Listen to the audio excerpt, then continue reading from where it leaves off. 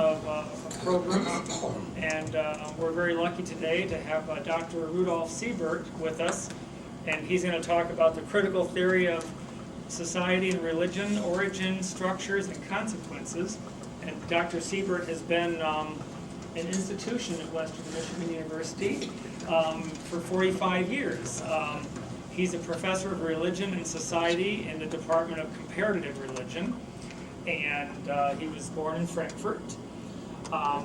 He's been, in addition to teaching, he's been the director of the Center for Humanistic Future Studies at Western since 1980, the director of the International Course on the Future of Religion in the Inter-University Center for Postgraduate Studies in Dubrovnik since 1975, and the International Course on Religion and Civil Society in Yalta since 1999.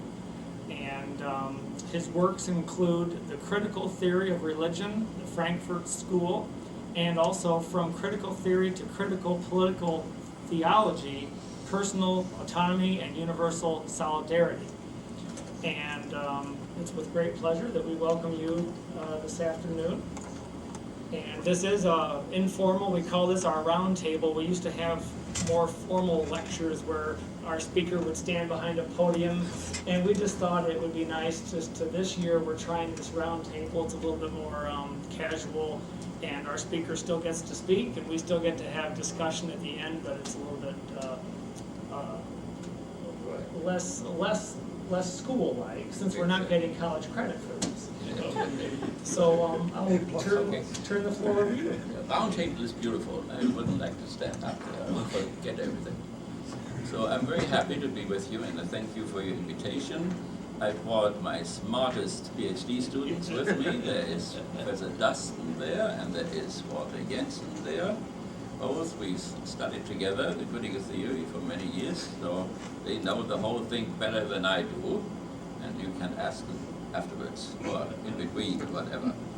The critical theory started, a long time ago in the Second World War, and so in order to repeat those sad stories, I want to show you a short trailer, which is the beginning of a documentary which we make about the critical theory of religion. And we have the first part, and someone will do the second part. So it's just a few minutes which can show you somehow where the origins are, the origins of the critical theory.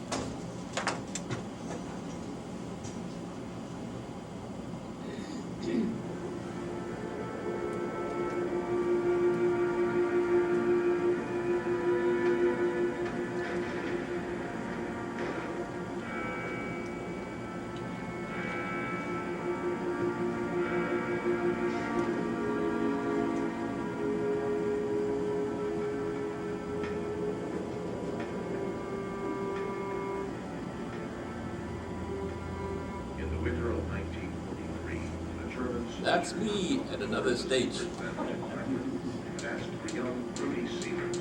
Then at gunpoint, the 15-year-old was led off to become part of Adolf Hitler's Nazi war machine. This one moment would change the direction of worldwide religious studies. Professor Rudolf J. Siebert has had many such moments during his life as a young religious student, soldier, prisoner of war, German Reconstruction scholar, professor of comparative religion, political activist, author, lecturer, and the foremost proponent of the critical theory of religion. His opinions and philosophical ideas are known and respected throughout the world.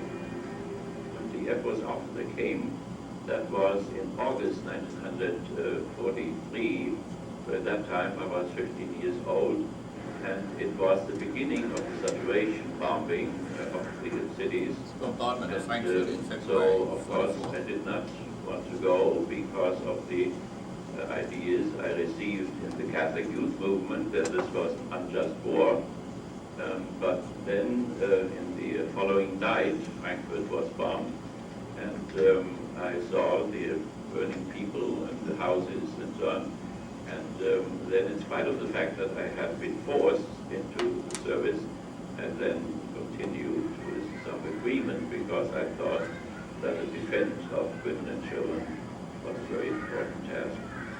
I think this early experience of the antagonism between the secular state and religion remained with me, and it has influenced my teaching throughout the last 50 years in Europe as well as here, because similar problems, of course, continue long after the death of Hitler and the fall of the German Empire. Professor Siebert's Another personal student of background mine, he is now professor in Texas, Grand Rapids, teaching. Grand Valley. First, I would say in regards to the compassion he has for his students, knowing that they come from working class positions, working class backgrounds, he nevertheless presents the very difficult topics of critical theory and state relationships, secularity, in a very compassionate way. On a personal level, Dr. Siebert is one of the few professors out there who is able to touch his students in such a way that it inspires them not only to continue with their academic struggle, but to continue with the struggle in the world to make this world a better place, in the sense that he helps you see that the change in the world is possible, and helps point you in the direction of you actually contributing to that change. The critical theory really crystallized and opened doors for me in regards to how Also a minister of the United religious Church of Christ. messages, the prophetic liberational messages of Christianity, Judaism, Islam, could be brought into discourse with contemporary political issues, social systems, and the antagonisms, with the attempt to now seek a more reconciled future society. In terms of the suffering which is going on in the wars in Afghanistan and Iraq, of course the theodicy problem is at the center of any religious discussion. It is the task of the world religions to give an answer to this question of God's justice on one hand and the injustices in His word. The critical theory of religion in many ways acts as an ideology critique. Through it, we can see that which is untrue. And also within that, we can see that which is true as well. And when we get rid of the false consciousness, when we get rid of the false notions, the false ideas among the religions, among the secular, that opens up a place for discourse among the world religions. He's the creator of this category, this study of the critical theory of religion. It has its roots definitely in Horkheimer and Adorno and Benjamin and John, early critical theorists, and Habermas as well, second generation. But it's Professor Siebert that has He's in introduced Yalta, this in the Ukraine. topic, this theme of the critical theory of religion. There is my Not only as a student historical on my left side is now also a PhD but also student something on our that campus. is in the forefront of the discussion of creating this better future society of reconciliation. I think the world religions have an important role because there will be no peace among the nations without peace among the religions, and there will be no peace among the world religions without discourse among them, and they cannot have a discourse without understanding each other's interpretation of reality and orientation of action. A new film from Moondog Productions exploring the future of religion, religious faith, and secular rationality is the story of the life and work of Rudolf J. Siebert. If your university or college is interested in obtaining this series, Okay, now you know where I'm coming from. Yes, it's always important that you know where your speaker is coming from. And that's where I'm coming from. There is also this critical theory of religion is rooted there. So I grew up in National Socialistic, as the Nazi Germany or in fascist Germany. And it was the last time that I saw Hitler, whom you saw there in 1944 in December, in a small place in the Taunus Mountains from where he directed the Ardennes offensive, which cost us 150,000 American soldiers.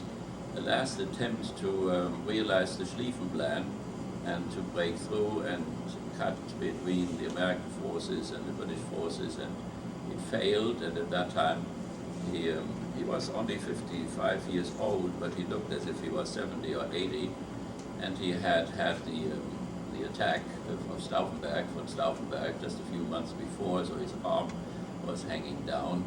But his fascinating power, his blue eyes, still kept people under a spell, the general, so that they did not tell what they had experienced in the Russian front, so that he got the wrong picture very often because nobody dared to stand up against his unbelievable willpower. So I watched his train at his headquarters as a young lieutenant in the German army, and he then took his train still and went back to Berlin, and it lasted another, 4 months or so, with 10,000 of people had to die for this. So this is the background, and the people with whom I worked, I don't know if you are familiar with it, but you know Erich Fromm, for instance, or you know Marcuse.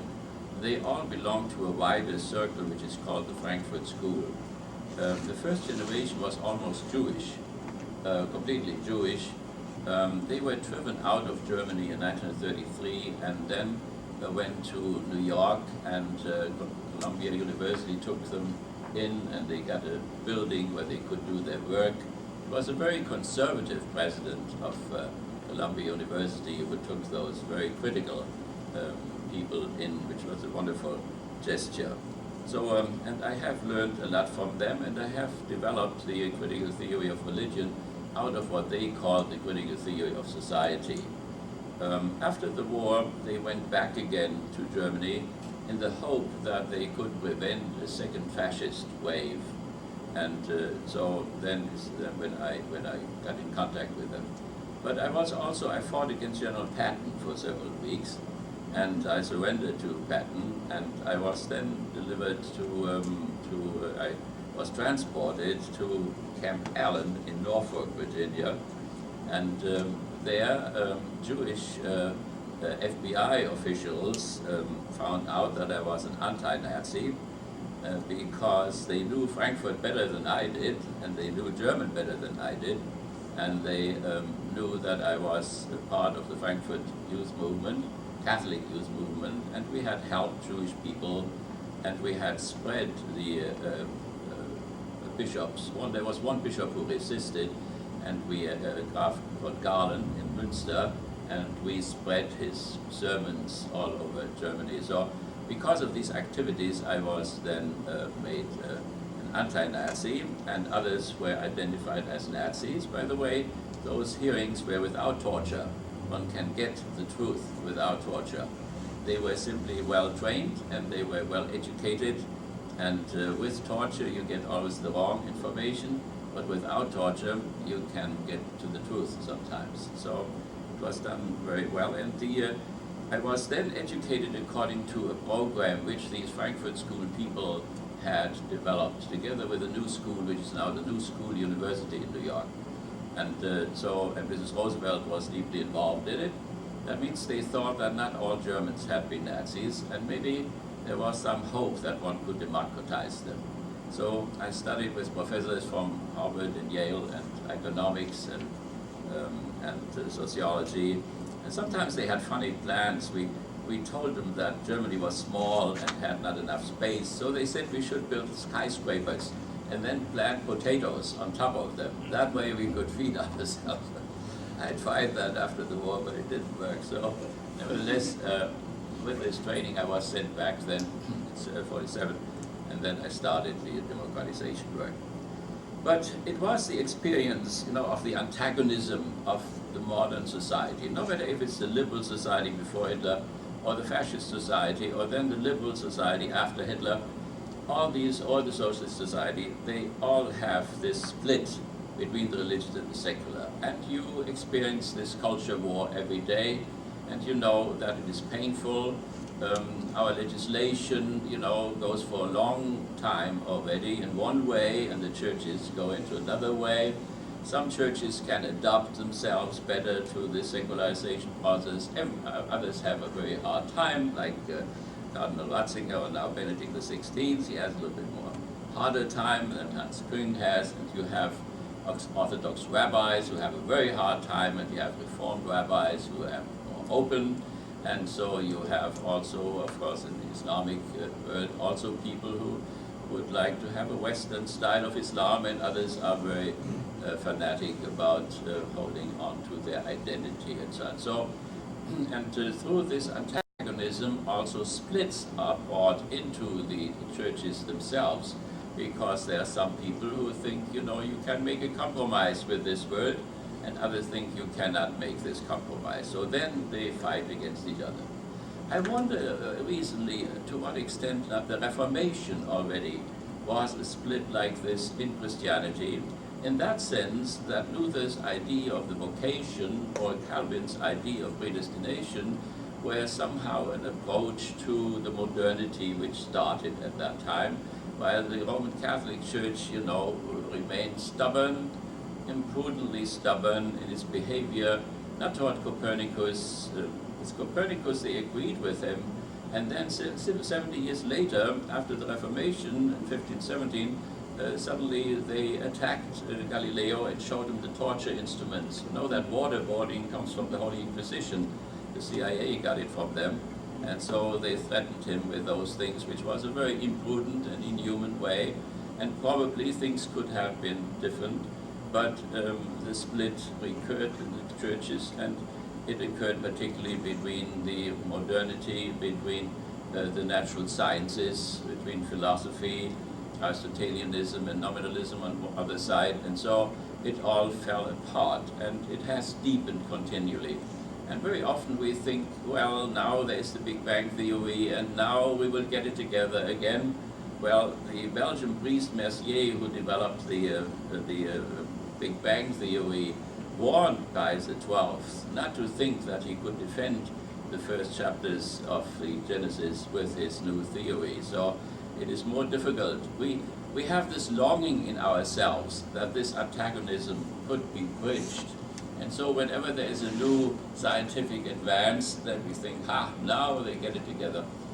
But then we find out a few years later that it was illusionary. So it is much better to say that at this moment we cannot get these two things together. What? On one side, revelation and faith. On the other side, knowledge and science. And the political revolutions, the bourgeois revolution of which we are the result here, and the socialistic revolution, you know that Bin Laden thought that he had overcome the socialistic revolution and enlightenment in Afghanistan, and then he repaid him at that time to do that, and then he turned around against the older form of modernization, which is ours, the bourgeois modernization, the bourgeois enlightenment, the human rights declarations which were done in the French Revolution, our revolution, and so on. So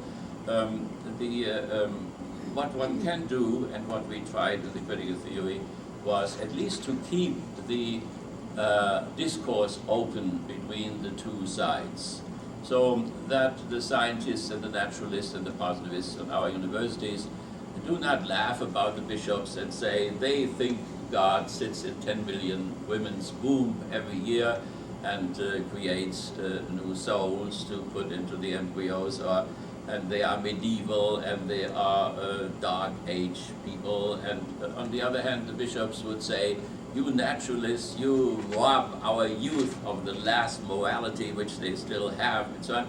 So this shouting at each other does not help in any way. So we must find another way where we enter an argumentative process in the good sense, and where the better argument, or the forceless force of the better argument, should win. And if this is not possible, that we then agree to disagree for the time being. Because on one side, the science moves all the time, and believe it or not, religion moves too. So therefore, if at this moment in history we cannot agree on stem cell research or other issues, then maybe when some more changes have taken place, we can restart. But the worst is that the discourse is stopped, and that on one side we have a fundamentalistic type of an attitude in which all modern things are condemned, and on the other side we have a scientificism or positivism or naturalism which thinks that religion is just a childhood affair of the human species, and that it is time to get that behind us. So today people speak of a postmodern type of a society, and then many believers believe that this means, aha, we have won, secularization stops, and religion comes to the foreground again. But what these people really mean is that religion does not disappear so fast as Freud or Marx or Nietzsche or Schopenhauer and so on thought, and so that they still think that it will disappear. But one should leave those things open and make arguments on one side or the other. So this is somehow, you know, what I would like to talk about, say about the structure, to make it very short. You know, I think we have just we are delivering a book of 2,000 pages on the critical theory, and we sent it this week to Holland, Leiden in Holland, and Europe, and then it will come out also as a paperback. And so there is a tremendous amount of material, and I just try to get to the structural core of it very, very shortly. So the we can say, and some of the vocabulary is a little bit strange, so I have to use a strange word, which is dialectics, for a moment. When the Great Depression, the last Great Depression, 29, when that happened, we, through our dialectical thinking, we made a cultural decision because we thought the dialectical thinking would undermine, somehow would destabilize our consciousness. The economy destabilized us, and so we didn't want to be destabilized in our consciousness as well, and we repressed this word, and all our sciences and universities became positivistic. We paid a high price for this, and I don't want to go into this, because our military also repressed dialectical thinking. So we had an undialectical type of thinking, and General Westmoreland was a positivist, but his opponent, General J, was a dialectician. And when two of these people come together, you know who will win. And General J got this from a Russian general, the Russian general who overcame the Germans in Stalingrad when this dialectical method was used, and in Kursk. And then the BAT officers, and I don't know why we didn't know this, also were in the same Soviet school as far as dialectical warfare is concerned. It means that you make an attack and then you withdraw again, you change your theory, and with the changed theory you make a new attack. And so it goes on and on.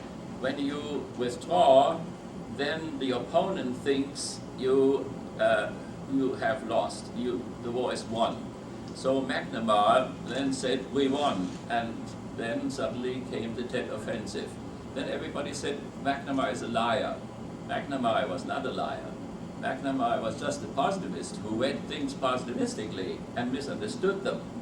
And so with us, the search, you know, then we think they are quiet for a moment, and then suddenly they all come up again. So because there is method in this madness, if you want to put it that way, that it goes back and forth, instead of going straight. And when somebody who thinks straight, even if he has masses of material, he will lose, because when it starts to go back and forth and so on, he will be confused. And so after the Tet Offensive, they withdrew again, and they said, now we won, and then suddenly they were in Saigon. And so we cannot understand, obviously, this type of dialectical thinking anymore, and not because we don't have an IQ, sufficient IQ. We do have a very high IQ, but it is the question of the pattern of thinking. And when you have this positivistic way, then it's very hard to understand this dialectical thinking. It drove Hitler mad, because whenever he discussed, and he had Jewish dialecticians on the other side, then he thought he had convinced them in the evening, but in the morning he came up with a new argument, and all the work from the last night in the mass rally was all for nothing. So he hated them with these dialectical things. So it is just a matter of method. And so we can speak of a threefold type of a dialectics, which means just contradiction and resolving of contradiction. So one contradiction is this, between the religious and the secular, the profane and the sacred. And this is what has fallen apart for us in modernity. No matter in which country, if we are in the former Soviet Union, the Russian Federation now, or if we are China or whatever, it is the same problem everywhere. So that is one dialectical thing. That means one contradiction which has to be solved. But what makes it more complicated is that the Enlightenment, the secular Enlightenment side, so that's Voltaire and Rousseau and our deism and our Declaration of Independence and so on, which all comes from the French encyclopedists through Jefferson and so on. So that is this Enlightenment side. In this Enlightenment, there are also contradictions in it itself, because Enlightenment means that you want to free people from their fears, and you want to make them into masters of their fate. And what science has done, to a large extent, or what politics has done, is that very often it made people more afraid. Think of the atomic weapons, or think of this hydrogen bomb, and think of the gas war and First World War. And so science is ambiguous. It can do wonderful things and save life, and it can do horrible things. And the same thing is also with modern Enlightenment political movements as well. So, but what we have to say, what religious people have to say with great sadness, is that also religion has this contradiction in itself. That means a religion of love can suddenly become a religion of crusades, or they suddenly can become witch hunters and kill 10 million women in the witch hunt alone. Or they start, when they get power, suddenly to identify heretics and burn them. Think what our Mennonite brothers have suffered, or the Amish or whatever, from the Catholics and from the Calvinists and so on. When they run away from a Catholic prison, they suddenly were caught in a Calvinistic prison, which was very often much tighter than the Catholic one. So this the religion was done in the name of the religion of love and so on. And the Crusades, which that played such a sad role in the last 8 years again, where some generals thought they were on a crusade, and where the administration also sometimes, at the beginning at least, mentioned this crusade, and not knowing what that means for people living in the Near East. And the Crusaders from the year 1000 to 1200, there from England and France and Germany and so on, went there and slaughtered Arabs and slaughtered Jews, and with their white coats on with a cross here on the side, they are then knelt bloody before the empty grave of Christ and so on, who had preached love and humanity and so on. So that this can be done in the name of love was a horrible, horrible moral disaster. So, and the religion of truth can turn around, and religion can become the ideology of slaveholders, of feudal lords, and of capitalists. Ideology means that it means false consciousness, it means the masking of race and class and national interests. Calvin never wanted to establish an ideology in order to keep the poor on their place. When he had the idea of predestination, and he thought that your wealth was a symbol of being elected, and that in nominalistic terms, this God of arbitrary will decides who will be saved and who will not be saved. I went once to Central Park with a very rich guy with a wonderful car, and there were two beggars who were beating each other on the bench. It was in the rain, and who would be on top of the bench and underneath. And he looked over there and he said, you know, if God has forsaken them, what can we do about it? So it was not so that Calvin thought that, that wealth would be an instrument to get you into heaven. It was just a sign that you were predestined. But Calvin never intended this to be an ideology by the corporations or what, to justify the continual poverty in our states. No matter how rich civil society became in the last 300 or 400 years, there was always poverty. There was always a North Side. There was always a Douglas Street. No matter how rich we get, we cannot get rid of it. So, and then Calvinism was used, Presbyterianism and so on, was used to justify that in a theological sense. So the religion of truth can be perverted into ideology, and is perverted continually. And a critical religion or a critical Christian would be somebody who would be very much aware that this can happen and has happened. So we have contradictions between the religion and secular.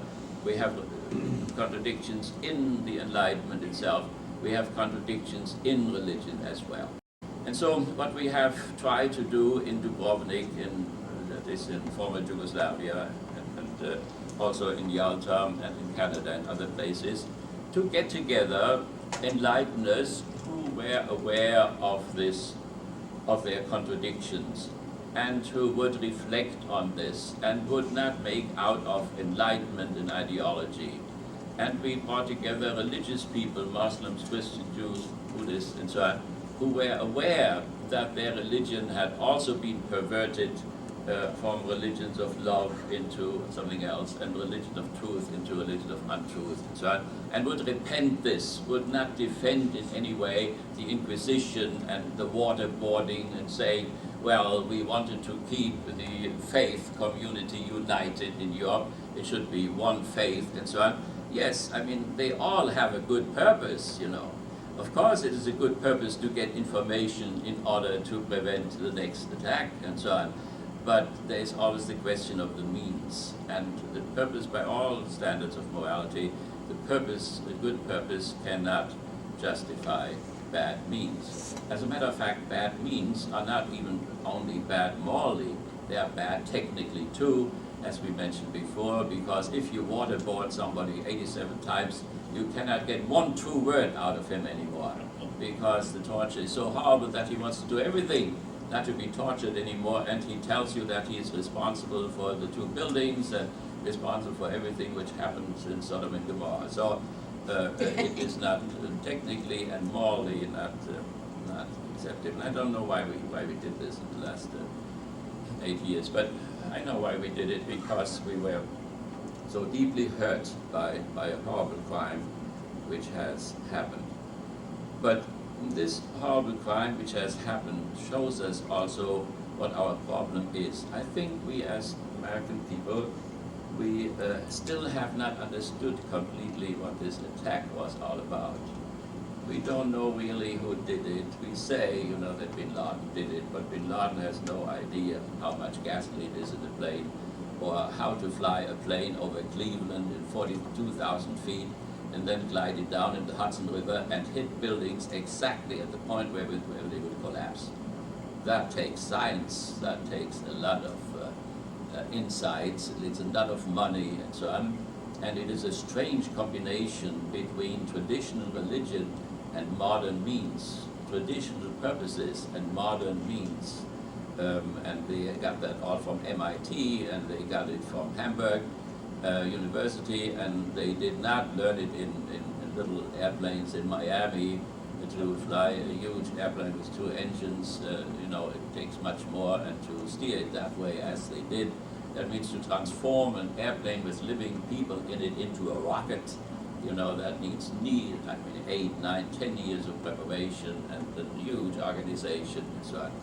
But the main thing is what Ali Atta there, what he and his crew, the 18, what they thought, and all the backing, those who are behind him and behind them, and who up to the last moment, you know, they went all kinds of spiritual training. They had certain texts from the Holy Quran which justified what they were supposed to do. And like in the Old Testament, there are genocide elements in the Quran, and there are such elements also in the Torah, in the attack of Joshua into Canaan. You know, there were orders by God which were genocide orders, and not small things like, you know, trumpets and letting the walls of Jericho fall down, which had fallen down 1,000 years earlier already. So yes, it fell down again. So it doesn't matter. So, but these are little things. What is much more bothersome, you know, is the cruelty and the horror, which is also in those texts. And you can even, you know, in the New Testament, you can. Jesus read in the newspaper, you know, in the Jerusalem newspaper, maybe Haaretz or whatever, that a pillar had fallen on people and 25 people were dead. And Jesus right away says, you know, they died because they did not repent. That means there is a very archaic theodicy behind that, namely, when we suffer because we have sinned. Have the 6 million people in Auschwitz died because they have sinned? I wonder about this type of a theodicy, and if we should dare to teach it to anybody still. So, or then comes Pilate, the mass murderer, and he slaughters 25 Galileans who had just come to Jerusalem in order to sacrifice, and he slaughters them during the sacrifice. And Jesus said again, you know, they died because they did not repent. That means they sinned. So, you know, when we then interpreted what happened to Jesus a few months later by the same mass murderer, we also have ideas like this, that he died for the sins of the world, and that this horrible suffering he went through, that this had something to do not with his sins, but with our sins, and with the sin in the singular. That means with the species disqualification, which the Muslims and the Jews do not teach, which only Christianity teaches. So there are a lot of problematic things involved in all of this. So nevertheless, what were they all about with these texts? You know, they did not only learn the technicality and the maps and how much gasoline they needed and all this, but they also have these holy texts, and they thought that what they were doing was justified to the last moment.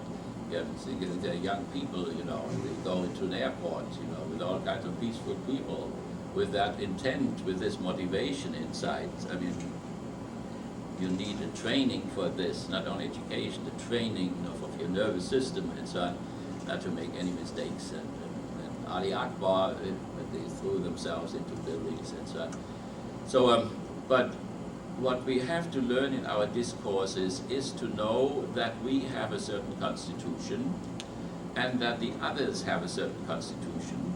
And we have to see that what is in our eyes does not get in the way to see how they are seeing. That this is not very easy to do. For instance, if you look at the liberation theologians in Central America, they have a bias for the poor. The New Testament has a bias for the poor. But we, with our social character, not our individuals now, but as a social character, American character, we have a bias for the rich. We think the economy is there for the rich. So 2 days ago, we measured the American economy, the success, by the billionaires which we have produced. And we were very sad because the biggest billionaire is now in Mexico and not here. And he's a Lebanese Arab. Really? Yes, the richest man in the world. He has the long ways on top of it. So, nevertheless, the economy is there to fulfill the needs of the people for food and for housing and for education and for health insurance, and not for producing billionaires. It is a total turning upside down. It's a pathology of reason. It is insanity. And the faster we can get rid of this, the better it would be. Not to speak of that these billionaires cannot possibly work even for $2 million a year because they don't have the working hours, which is about $10 an hour, the average working hour. So one wouldn't know they couldn't go to the swimming pool anymore and whatever, they couldn't sleep anymore. So it's not possible, so they have not worked for it. But if it has any value, the billions, then somebody else has worked for it and didn't get it. And they got it and didn't work for it. That is immorality, you know, not fornication or whatever. I heard a minister just preaching on the radio, and he thundered on fornication. That's a small matter. I mean, fornication is a bad thing, but nevertheless, in comparison to this, there, it is small matters which we could handle very easily, I think. So, nevertheless, this, what they had in mind now, and I don't want to hurt ourselves, but we want to try for a moment, you know, to see their constitution. I had diplomats from Yemen, 3 of them, with their translators, and we had a discourse all day long about religion and state. And Yemen is a strange type of, ambiguous type of a place. So, nevertheless, we had a whole day long, we talked about this. They were sent by the State Department, and in the evening, when I invited them for a meal, first of all, they whispered in my ear, "Do we have to pay?" I said, "I invited you, so you don't have to pay." They said, "We were in Washington, and we were invited, we had to pay." I said, "Who did this to you? I want to know these people. This is horrible." And so, but then they said, you know, it was so fair. It was so fair one can speak with other people. They are different, you know. I have third in the class are from Saudi Arabia, and they're all cousins, and they all write the same paper. So I write, Ali said this already, but they think that's completely normal, you know, it's family solidarity, so they all help each other. So, and if I say, well, it's a little bit fraudulent, the whole thing, well, they love their brothers and their cousins, so what can you do? So they are different from us. They have not gone through the Enlightenment. Let me give you an example. If the head of state of Iran comes to New York and says, we have no homosexuals, then we either laugh or we say, this is a liar. We say, you just had a trial in which you tried two homosexuals, so you must have some of them at least. But you see what is behind it? For us, we went through a process of differentiation in which we divided up between short protocol sentences, which drive me nuts usually, protocol sentences about it rains or the sun shines or whatever. And then we have other sentences which are value judgments. So if it is good that the sun shines, sometimes it's good that the sun shines, sometimes it shines too much, and then it's bad. So these are two different types of judgments. But for people who did not go through the Enlightenment, they have the same thing. So when he says we have no homosexuals, then he means the Quran forbids homosexuals, and therefore we don't have any. In spite of the fact that he knows very well that factually they are there. So if you are a positivist, you know, the only thing which is real is that what is the case. So then we said, you have homosexuals, that is what is the case. I said, no, but for something which is much more important for him is what ought to be. And if one does not understand that, we have gone through a differentiation. Evolution is differentiation. We have gone through an evolution which they have not gone through. And we cannot even say, you know, that this is something good or bad. Again, we have to be very careful, because from Baghdad or from Tehran's point of view, our modernization process is highly provincial. And they would say, we had that. Cyrus did this 500 years before the Common Era. So therefore, we had it all, you know. And Cyrus was a great man. Cyrus had civil rights declarations. Cyrus opened up the Marduk temple in Babylon when he conquered it. Cyrus was a great man in the Torah because he sent the Jews back to Jerusalem and helped them to open the second temple, in which Jesus taught later on, before the Romans destroyed it. So, it's not entirely clear that Cyrus, you know, Cyrus was in a certain area, it never spread. If they say, you know, that our enlightenment is provincial, well, it has hit them. It has been globalized. It goes all around the globe now. There is no Cyrus around the globe, you know, but there is Voltaire, and there's Rousseau, and there's Marx, and there's Freud. They have gone throughout the universe. So therefore, it's not entirely the same. But we have to understand them also when they say, you know, Cyrus had no slaves. He gave a declaration that there should be no slaves. And they say, you know, there were no slaves. I'm quite sure there were slaves in Persia. But since Cyrus put it up, there ought not be any slaves. And that's progress. There were no slaves. So, and we always thought, you know, the Greeks brought freedom and the Persians were despots. You know, there was this whole struggle between the Greeks and the Persians. But you know, what is true is Kennedy always thought we should have a Greek democracy. You know what the Greek democracy looked like? 4,000 people on the Areopag were free. 100,000 slaves had to do their work. I don't think that this is really ideal for our situation. I thought we were over it. So we obviously have to go somewhere else when we say democracy. And I'm very much for it, because I was trained in a prison camp about democracy, so I know all about it. So nevertheless, what they wanted, and so, you know, without doing it now, how to be masochistic or whatever, their religious motivation for this horrible crime was that they hit not St. Patrick's Cathedral. They had 1,000 years of struggle with the Catholics. As a matter of fact, they think all Christians are Catholics. So when the Ayatollah wrote us, it was Carter, I think, he wrote us a letter and he said, why are you so beastly against us? Why aren't you friendly? We think very highly of Jesus, the prophet, and we think very highly of his mother, Mary. We honor Mary, and we think Mary was a virgin when she had Jesus, and we curse everybody who is against the virgin birth. So why are you so nasty? And so, he did not know that Carter was a Baptist and that Catholics would have a hard time to convince him about anything. So therefore, he thought everybody was Catholics. He had missed the Reformation somehow. So, but they did not bomb the cathedral in New York. They also did not bomb the Episcopalian cathedral, the Anglican cathedral, the Anglican community in Washington. It stands at the high rise. You know, you cannot build skyscrapers in Washington. But this thing is very high and it's very new. I mean, it was very easy, much easier than the Pentagon to hit it. So, but they did. So that means they aimed at secular buildings. They aimed at buildings which represent the bourgeois enlightenment, bourgeois economics, high finance. All the offices were occupied by high finance people. By the way, not only Americans, many were from other countries. That's right.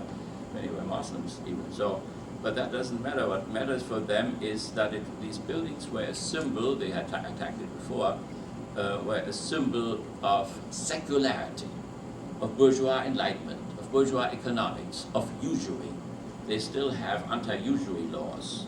All the Abrahamic religions had anti-usury laws, which would have made capitalism impossible. The Catholics gave in the 16th century and raised the interest rate to 2.1%.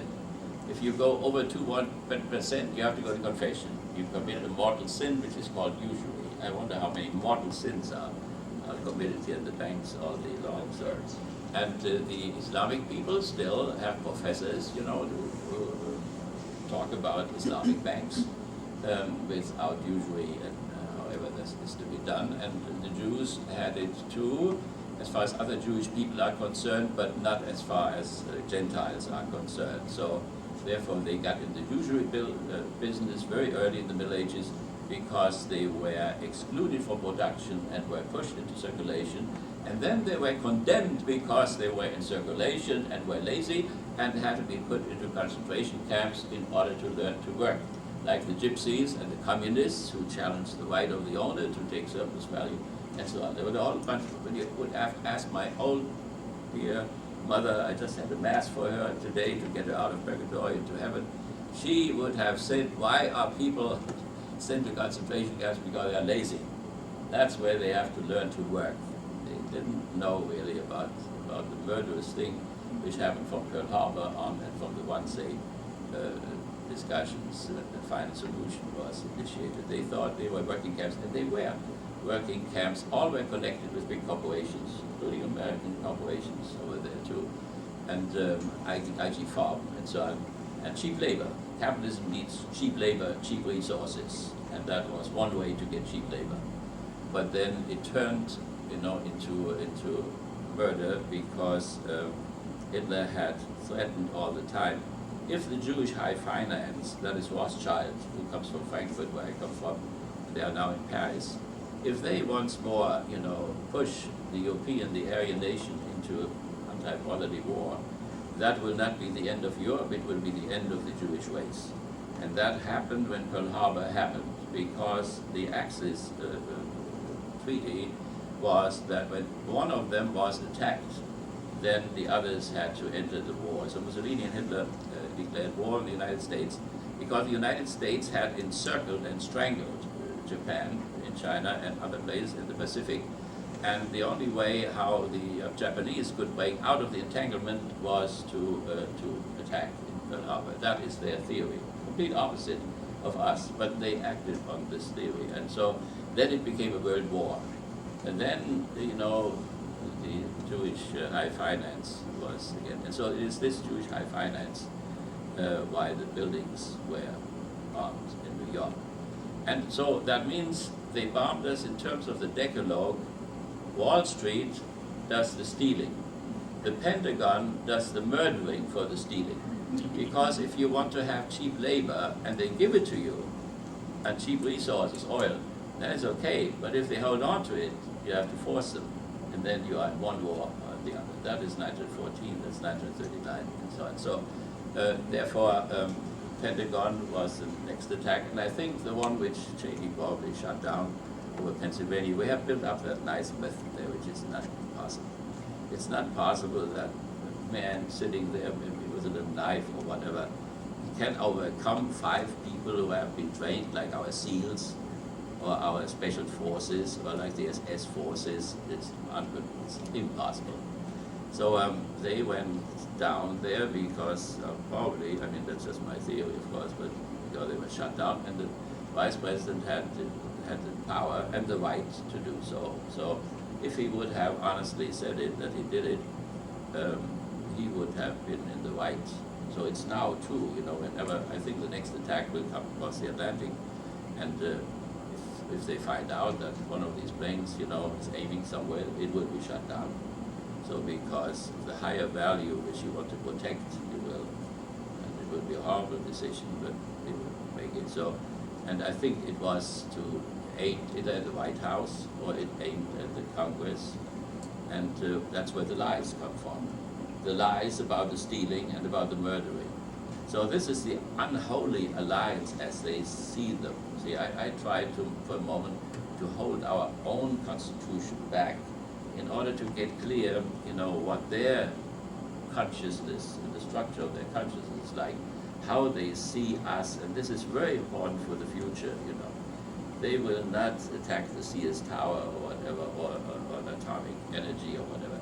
They will attack a symbol, again, of high power in terms of symbolizing the bourgeois world, our world, the bourgeois enlightenment, the bourgeois science, and which they only use as means. In Iran, they built, you know, the Russians helped now, they built new energy complexes and so on. So, but these are all means which they use for very traditional, theocratic type of the theocracy. We are, you know, we think that theocracy is not possible anymore, but they try it again. Theocracy means that you make the kingdom of God into the goal of your politics instead of the happiness of the people. And I think that the growth of their middle class in Iran will put a tremendous pressure on the mullah government because they do not just want to have politics for the kingdom, but they want to have politics for fulfillment of their needs and their happiness and Western songs and so on and so on. So they will be in trouble. I don't think that the theocratic regime, either in Iraq or whatever, will really work in the long run. That does not mean that we say, you know, we give up hope for the kingdom and just for happiness or so. It is possible in nature, you know, that contrary forces which go in different directions can nevertheless, in a certain way, support each other. While the arrow which flies in the direction of human happiness, and the other one which flies in the direction of redemption, think of the monks in 3 Rivers, you know, who have abandoned whatever we call happiness. Happiness connected with power, happiness connected with sex, happiness connected with money. They have given it all up. They took the vows, and they are completely living for redemption. And others, you know, live simply for happiness and have forgotten about redemption. But it is possible that if you work for the happiness of the people, that in a quiet way the kingdom may come as well. Jesus says, you know, when you look first for the kingdom, and then, you know, your food and your clothing will be given to you. And people in the West, both enlightenment, have turned that around and said, you know, look for food and clothing first, and then the kingdom will be given to you. So this is an idealistic and a materialistic position, but both have both of them, both sides to them. So that would be, you know, if we go to something like a reconciliation of this antagonism, as I have tried it, you know, for 30 years in Dubrovnik and the last 10 years in Yalta, with scholars from, you know, from behind the Ural, and in countries I have known, in the Caucasus, there are some countries nobody even knows about. And behind the Ural, there are innumerable cities who, up to recently, only had numbers. In the meantime, they got names. So, I mean, when you're in Moscow and you think you saw Russia, Russia has not even started, you know. You have to go to the Ural, and then it only starts. So that's a huge thing. And Hitler should have traveled more, you know. I recommend to my students always to travel. People who do not travel have no idea. They think, you know, when they sit in Alaska, they think they see Russia. So this is the, that is, you know, I want to sum it up there, and I don't know how much time you have, but So we have this antagonism. We have not made it. It had happened to us. When we were born, you know, we had it already. Hitler is an interesting case because he went to a Catholic school and he had one class in religion about creationism, and he had another class about evolutionism, and none of his priests or teachers could get it together, and his wife went to a nunnery, nun school, and the same thing. He was a genius in his own way, so he made it up himself, got the two things together himself. He was an autodidact. He did it all, learned it all by himself. And it looked like it in the end. So nevertheless, what he did, he identified the God, the Almighty, as he said, providence and so on.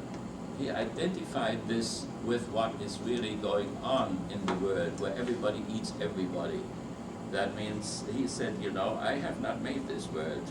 All what I see is that it is full of predators and full of prey. And he called that the aristocratic principle of nature. That means the right of the predator to eat the prey, or the cat to play with it first and then eat it. Survival of the fittest or something. Was it like survival of the fittest? Well, yes, the whole Darwinism. So he was a Darwinist, you know.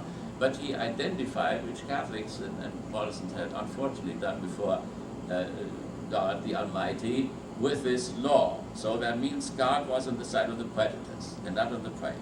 So because the Germans lost the First World War, they lost it because they were weak. And they were punished for being weak. And therefore that had to be changed. And so what he said is, there are predators and there are prey. And I have to make sure that I and my nation are not among the prey, but the predators. And that explains why, in the end, he said to his secretary, still in the bunker, he was completely composed, you know, up to the end. I mean, before he shot himself, he said goodbye to everybody. So the thing he said to the secretary, fate wanted it that way. Fate wanted it that way meant, after I gave Steiner the order to attack with 100,000 Germans, 2 million Russians, and he refused, at that moment the Germans had shown themselves to be too weak, and they deserved their defeat, because the weak are punished for their weakness. So therefore he said, you voted me in, I'm a genius, I showed you the right way, we almost made it in Stalingrad, but you were too weak.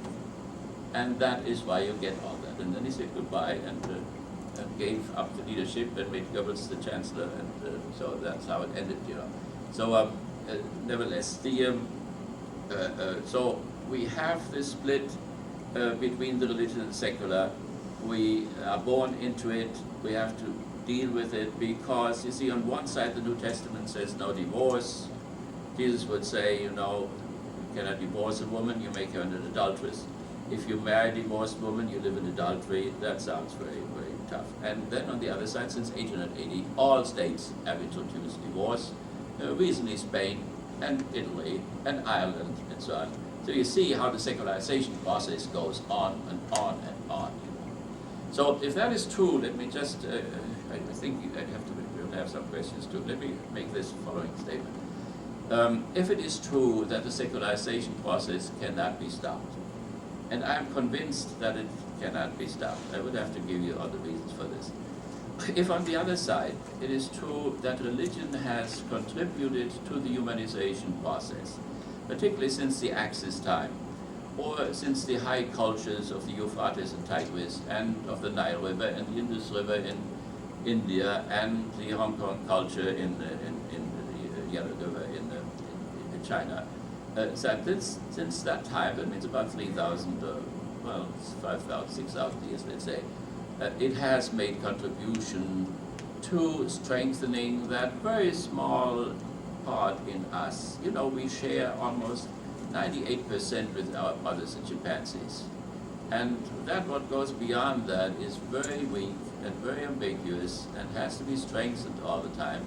And I think that that religion has done this, all the great religions, in spite of their ambiguity, in spite of their internal contradictions and so on, they have done this. If this is true, if the secularization process cannot be stopped, and on the other hand, the religions have made this contribution, then the question is, if we can rescue, or if we can translate, or if we can invert a certain semantic material from the religions and let it migrate into secularity, so that we will have secular people, like it is with Obama. You know, Obama was not a believer.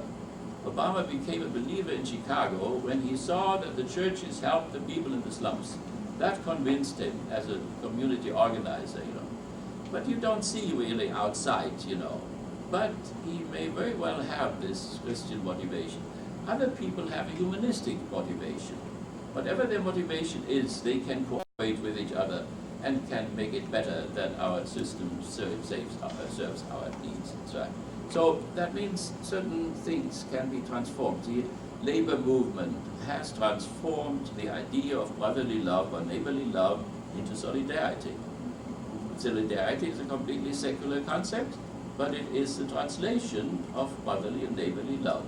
When we talk about the almost more perfect union, it is a translation of the religious concept of the common good. The common good is a religious concept and has been translated into the longing for an almost more perfect union by the secular bourgeoisie. So the idea of what else? So for instance, a man who does not believe in creation, he can still, that Adam and Eve have been created, he can still take seriously that Adam and Eve were free, that they could make a decision, and that could be translated into human dignity in a secular form. The golden rule. See, all world religions have the golden rule. So just to prove that to you, I can look at this here. For instance, Hinduism says this is the sum of duty. Do nothing to others which would cause you pain if done to you. So if we don't want to have 1 million people killed here, why do we kill them in Iraq? If we don't want to have government change and want to change our own government if it's bad, why then do we force another government on other people and so on? So, I mean, it's not only for personal life, the golden rule, it's for international relations as well. Why the hell can't we treat other people like we want to be treated? If they want to have atomic energy, and we want to have atomic energy, then we should not deny them atomic energy. And by the way, we are not denying that Iran has a right to have atomic energy. We're just afraid that they will use it for weapons. But even in this case, we just developed a new bomb, the hydrogen bomb, and tested it.